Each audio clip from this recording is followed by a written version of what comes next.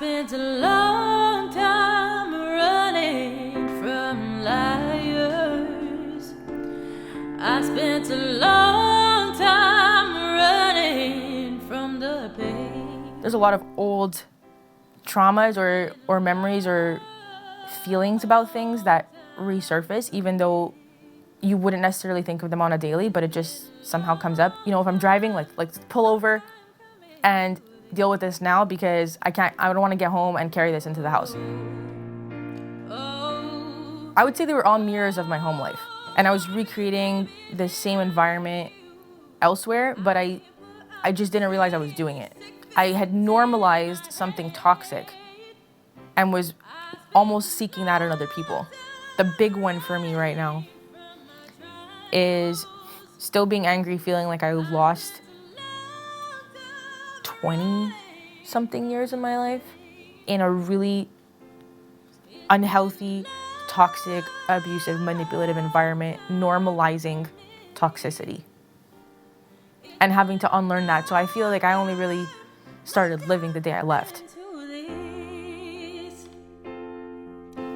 If all of those 20 whatever years that were a disaster can bring something really fruitful, then maybe it wasn't such a waste. So I guess I'm kind of still hoping to change that perspective a little bit. Rosie, let's go. Let's go, Ro. That's the stage. That's where we play. Stefano is a band leader, and he does a lot of things, and he's a super talented guy. Sure enough, he ended up recruiting me for his band, and it was more in the corporate world and parties and things like that. He totally changed my life at that time because I spent every weekend gigging with him. That little camera, that little Nest camera is how I watch her perform. Like a creeper. Like a little creeper. I did tell you you would have been on camera, didn't I? No. No? No. Oops. I saw her perform here and I was intrigued because I heard the talent in her.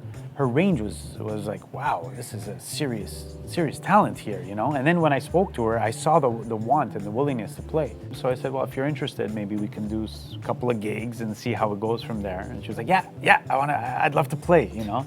So I said, well, you know, at the Brasserie, I can probably book something if you want, as fast as possible. All right, do you know that it entails like 100 songs? I'm ready to go. And I was like, all right, you know, but I was impressed. Because she did learn like, I don't know, was it like 80, 90 songs or something? She actually gave me some tips. I did? Yeah. Oh yeah, vocally. Because I do it all wrong. Remember that conversation? Oh yeah, it was the space. It was. My banana fell and had a split. My. The little bit of yawning in there. She's more comfortable on stage now, you know. That night she was here on that stage, it was like she stood like this, and every note came out perfect, but she was looking like this, and she would look at the band and look back, right? So she was stressed. And I said, okay, she needs just to do it a little bit more often to feel more at ease, you know? And now we get on stage and we just start laughing the first 3 songs, but she's singing, but jokes are going on and she's a lot more at ease. I'm always gonna be grateful that he just nudged me to the front of the stage when I was lingering with the drummer because I was so shy, and he'd be like, go, a little further ahead. And he just encouraged me and helped me to make mistakes, but to see them as not a big deal and to work through the mistakes and just smile at the crowd all the time, and it's gonna be okay. She's got the good music, she's got the confidence, she's got the band, she's got the look, she's got all of it. That if when we do shows on stage, she's gonna convert fans instantly, you know? She takes the time to do what she has to do, and she works hard at it, and she wants it. And that's all you need. At some point in university, I'd gotten so physically sick that when I graduated, I took up naturopath studies.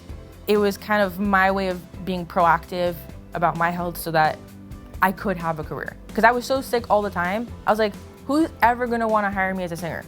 I didn't realize at the time that it was all the grief I was harboring, all of the traumas, all of the unresolved home life issues and my own mental health issues, and just a lot of stuff just there on my plate that, of course, your body is gonna take a hit. So I was trying to fix these environments with these same kind of toxic people that had these same issues, and they all mirrored each other in various ways. And at some point I'm like, yeah, I'm bringing together this family of toxic everywhere. Maybe I need to leave. And then when I decided that, which was probably end of university, that's when things started to change.